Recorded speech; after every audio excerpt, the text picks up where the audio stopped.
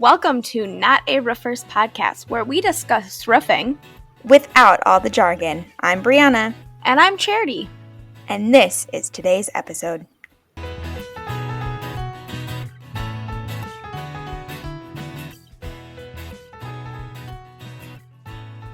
Welcome back to Not a Roofers podcast. Hey, Brianna, I have a question for you. Yes, Charity. What is the decorative material that you see on the top of those old buildings?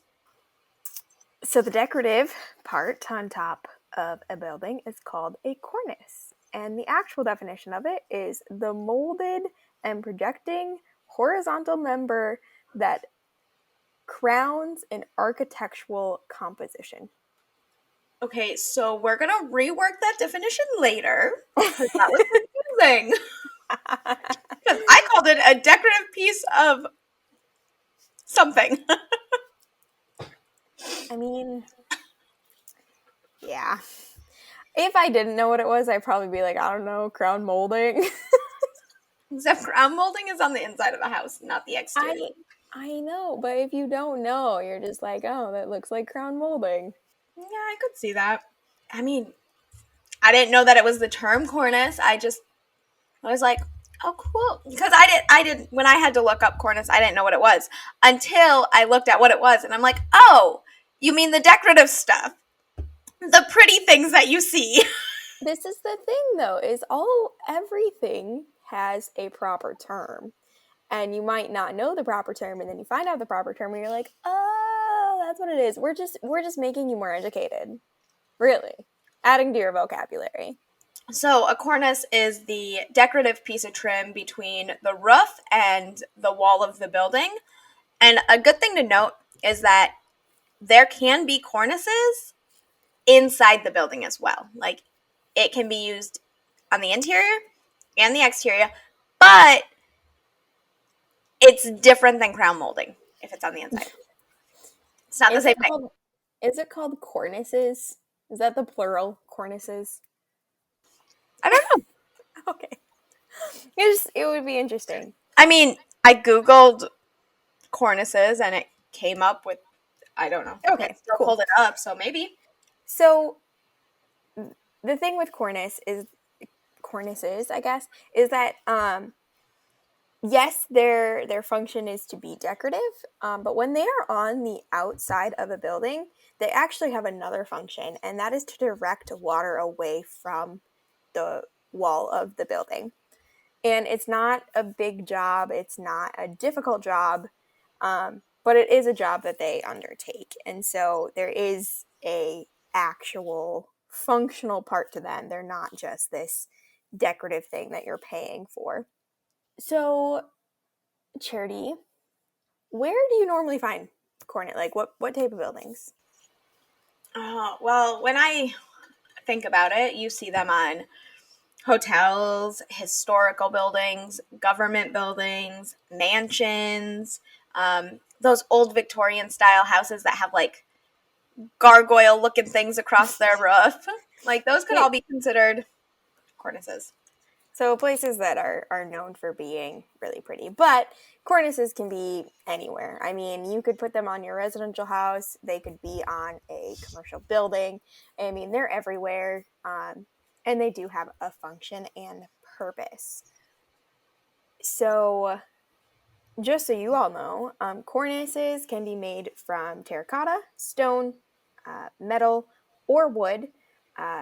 Most of them, when they first happened, were made from terracotta or stone. And if you have a historical building, it is good to note that if you have to replace them, they need to be replaced with the exact material that they were originally made with, which is a good thing to note. I'd be interested to find out if it has to look the same as what it did. Like, do you have to replace it with the same exact, like, design, or can you switch up the design if it's still the same material? With historical buildings, a lot of time you need to do everything in your power to make sure that the building doesn't change as much as possible. Of course, buildings don't stay forever, so the upkeep will be done and technology advances and whatnot. But I feel like it probably ends up being it needs to look very similar to just keep that look up. But But it's good to know that you need to replace it with the same material, because the thing is that they do sometimes have to be replaced. And what happens is when a cornice deteriorates just from, buildings and everything do shrink a little bit in the wintertime. And so when they expand, things shift. And so eventually cornices will deteriorate. And what happens is they let water behind it, and that'll lead to wall damage. And so it's not a huge, big deal, but it is something to know that when that happens, there is also the slight chance that if there's a problem with your cornice, it can lead to roof leaks inside the building, but that is not the biggest problem. The biggest problem is coming from the wall damage, which you don't want wall damage. So that's why they will need to be replaced. And then when they're replaced, if you have a historical building or you want it to look the same, use the same material.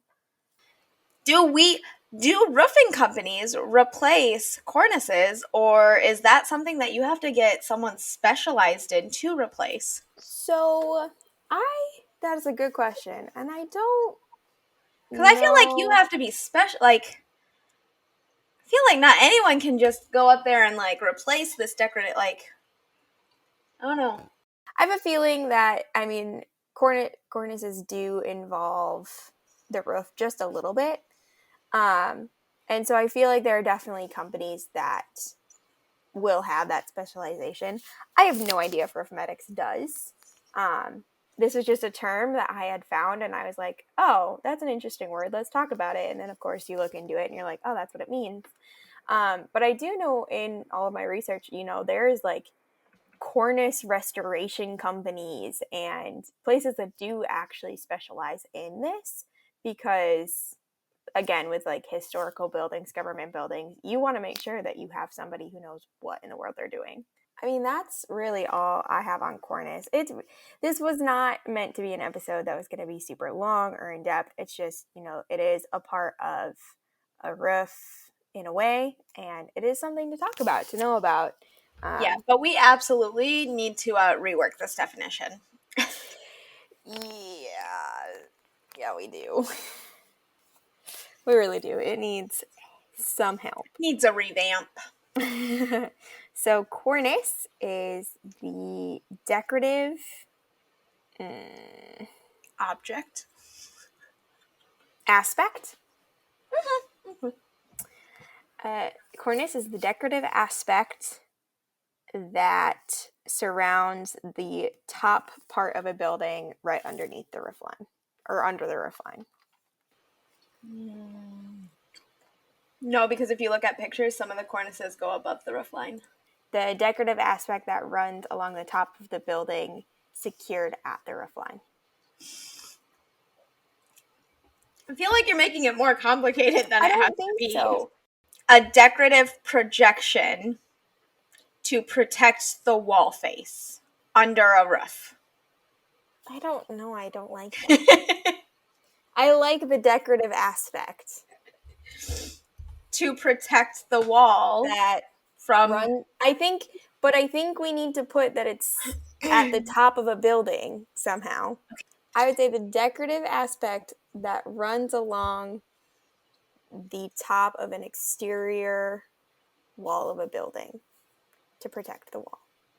I think we're thinking too much about how to actually just describe this. It's a decorative, ornate item on the exterior of a building. But that doesn't tell you where it is. Except our whole episode told you where it is. It doesn't need to be in the definition. No, it needs to be in the definition, because if we create a dictionary later, people aren't going to know where it is. Except that we're talking about roofing terms. They're not going to think that it's by the grass line. But they might not. They might think it's on top of the roof. Here, no, you know what? I figured it out. Cornice, the decorative aspect found on the exterior of a building near the roof line. Yes. I'm still going to think like gargoyles, even though it's not gargoyles. I'm sure some of them include gargoyles, but gargoyles are different. Thank you for joining us on today's episode. If you have any questions, comments, concerns, requests, you can email us at marketing@roofmedics.com.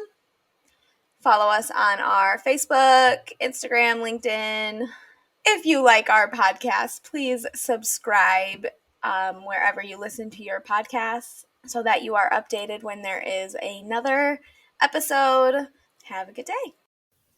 That brings us to the end of today's episode. If you've been loving what you're hearing, make sure to press the subscribe button so you get notified anytime we post a new episode. Episodes come out on Monday and Fridays.